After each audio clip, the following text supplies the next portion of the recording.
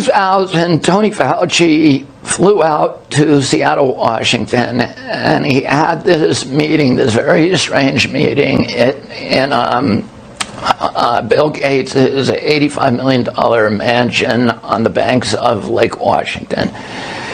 And Gates brought him into his library, and he said, I want to propose a partnership with you. And the partnership was to try to vaccinate all of humanity. And they ended up calling that, in 2009, they rechristened the program the Decade of Vaccines.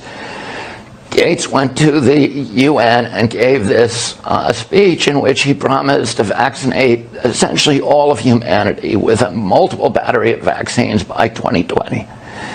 And he began using his philanthropy to create a series of other quasi-governmental agencies, CEPI, Gavi, and a number of others, and then to gain control of the WHO. And what he calls what he does philanthrocapitalism. It's not about philanthropy. It's about enriching the capitalists.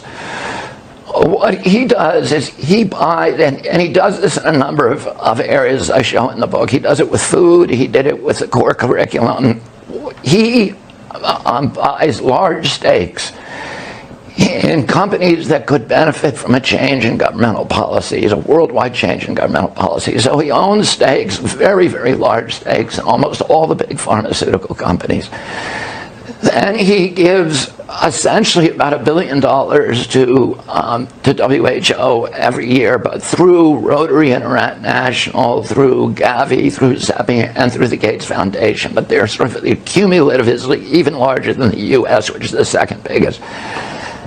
That gives him control over WHO's policy. So there, the analysis of WHO say there is nothing that goes through WHO that is not vetted first by the Gates Foundation.